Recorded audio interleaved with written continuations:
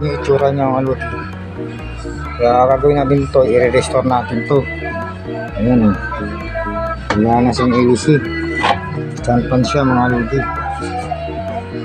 Kaya subukan natin gawin ito mga lodi. Tara. Bago tayo magpatuloy mga lodi, ay magpapasalamat lang ako sa lahat. Wala at nag-subscribe sa aking channel. Nang dahil sa inyo ay hindi tayo makarating ng 3,000 subscriber mga lodi. Yan, naka 3,000 subscriber na po tayo. Maraming salamat sa inyong suporta, sa inyong tiwala mga lodi, at kayong magsawang sumuporta pa sa aking channel dito sa Tutumil TV. Pagpapatuloy pa natin ang ating pagbablog mga kaludi. Yan, may shoutout lang po ako at nagpasalamat sa kay Mutumbay 9414. Yan, shoutout sa iyo kaibigan.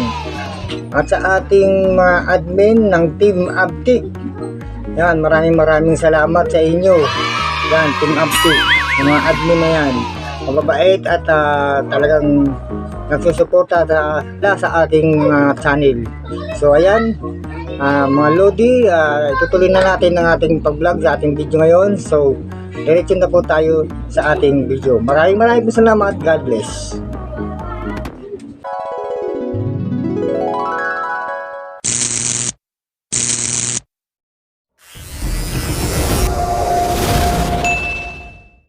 Hello mga lodi, what's up?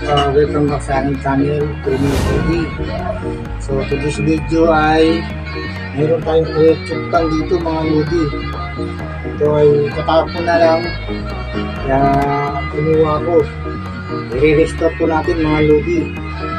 So tingnan natin, subukan natin gagawin ito mga lodi. So ayan mga lodi, dinala ko na sa rito sa aking shop. Ayan, talagang kulang na sa isang LC at medyo matikas ang kanyang ikot. Ayan. So susubukan natin i-restore to kasi medyo may kalawang na rin itong kanyang mga sa motor. Ayan. Akalasin natin to mga lodi. So samahan nyo ako at sana magawa pa natin itong electric pa na to mga lodi. So i-restore po natin yan mga lods.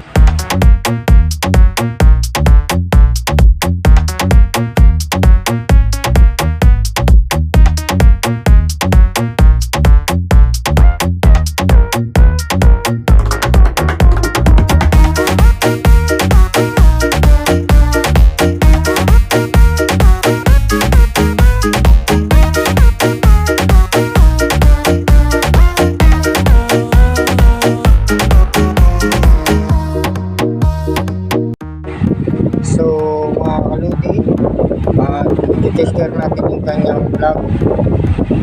Ilalagay natin ang gamit ang multi-tester na to. Ilagay natin sa 110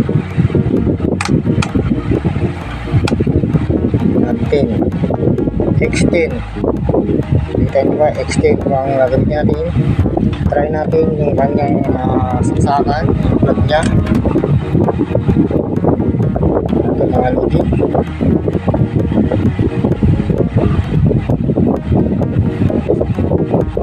Ito, pag pumalo yan, ibig sabihin gumagana ba to.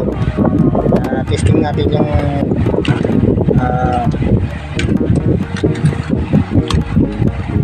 kanyang 1, 2, 3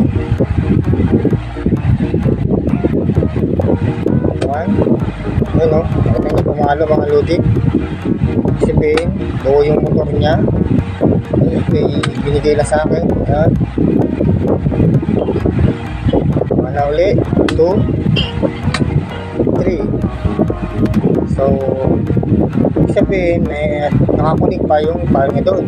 So pag sinaksa ko ito napakatikas na. Nakapansin niya, tikas na ng kanyang busing, hindi naman itikot. So ang gagawin natin dito mga lodi, bubuksan na lang natin o para linisin natin o tingnan din natin yung ibang linya niya, baka may patit. So tara, samahan niyo kung buksan natin ito mga katuto.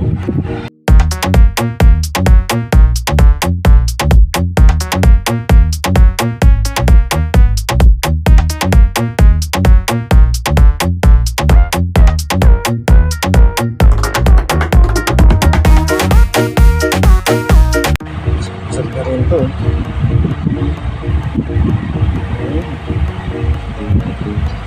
Hanap na lang tayo ng ano ito.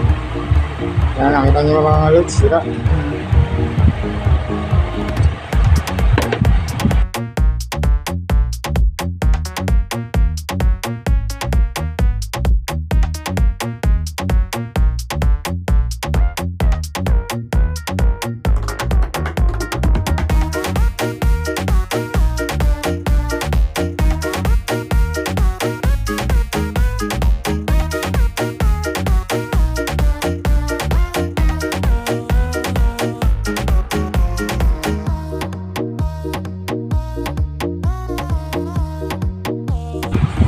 Buksan ko na sa mga loads. Problema, hindi ito mabunot kasi tigas. So kaya natin ang tigas ng bushing na stock up sa loob.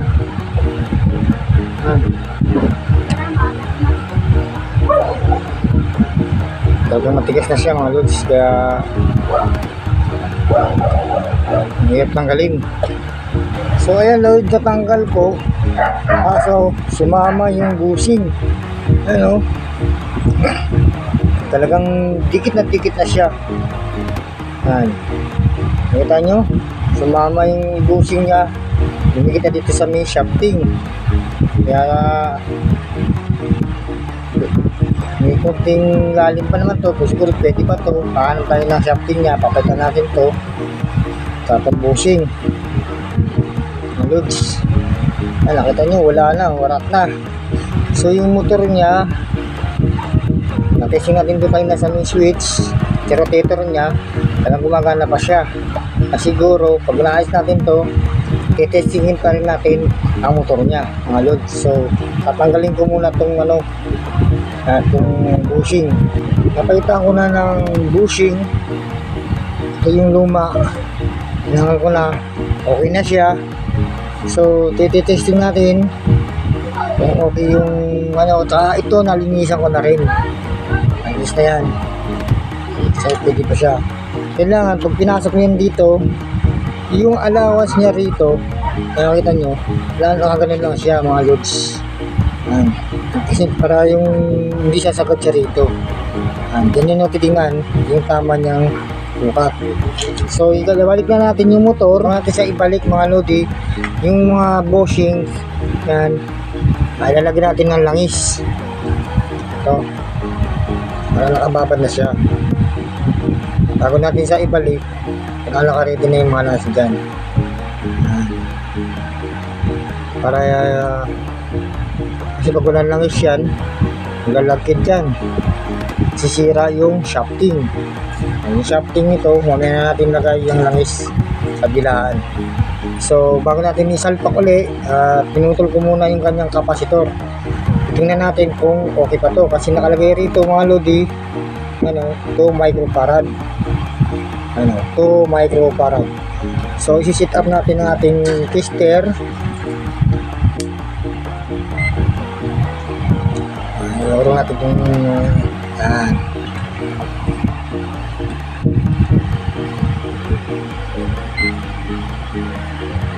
Sa microfarad. Yan. NF na microfarad po nalagay dyan. Dahil kasi testing natin yung kanyang kapasitor. So bago natin sa testing mga lodi, i-sure ano natin kasi may power pa yan.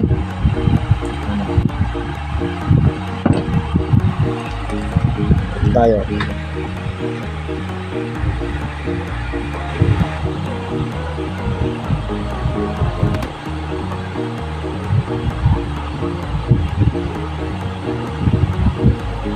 (1.9) ano naman, 1.942 U8.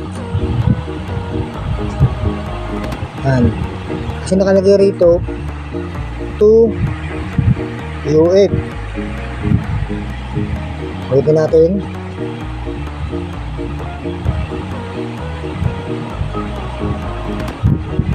1.9. So, konti lang ang diferensya niya mga katuto. Mali 1.930. 8 yan, 38. 2 UA pa barad to. So, okay na yan mga lods. I-break na natin yung kanyang kapasitor. At sarado na rin natin yung motor niya.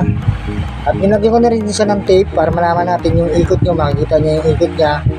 At nakapandar natin to at naparestore natin yung binigay sa ating electric fan ng ating kapitbahay. Katapon niya na lang to. Sabi ko wag, sayang kasi baka may makuha pa akong pyesa. So, na-stack up lang yung doon sa may bushing niya. Kaya hindi siya nakaikot. Siguro akala niya sira na. Kaya yan, bushing lang ang diferensya mga lodi. So, pakikita ko sa inyo. Sasaksak ko lang sa atin sa power niya para malaman natin. So ayan, nakasaksak na mga loads. Ito yung number 1 nya, 2, 3. So ito na sa number 1. Yun, nakita nyo mga loads, sumikot. Ayan, diba? Yung pag napipigilan natin yan, ibig sabihin may sira pa siya. Pigilan natin. Ayan, hindi mapigilan mga loads. Talagang malakas ang ikot nya. Number 1 pa lang yan. So number 2 natin. Yun o, mana pala sa number 2. Then number 3. Yun. Ibig sabihin, buo na ang ating ginawang electric fan mga kalodi. So ganun lang ang ating video ngayon mga lodi. At sana may natutunan na naman kayo sa aking video tutorial electric fan repair. So see you next vlog mga kalodi. Abangan nyo pa yung susunod kong video. Kaya huwag niyo kalimutan i-click ang bell notification dyan. At sa mga bago pang nakapanood ng aking video, subscribe na po kayo. At pakilike na rin ng aking video at pakishare na rin sa iba para makapalaganap tayo sa ating channel. So at salamat ulit ako sa inyo mga katuto dahil 3,000 subscriber na tayo. 3,000 subscriber followers. Maraming salamat sa inyo mga lodi. Yan. So kung nakakatapos naman tayo ng isang video, see you next vlog mga katuto. God bless. Bye bye. Yan na. So mga katuto, okay na yung ito pa na lima natin. Yan. Ito yung sa likod yan, hindi ko pa nakakapit ito. Santay natin na saksak. Ito yung saksakan niya mga lods.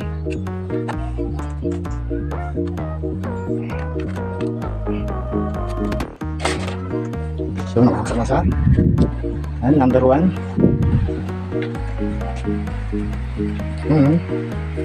Okay, walang ingay. Pinong-pino ang ikot niya. Number 2 natin.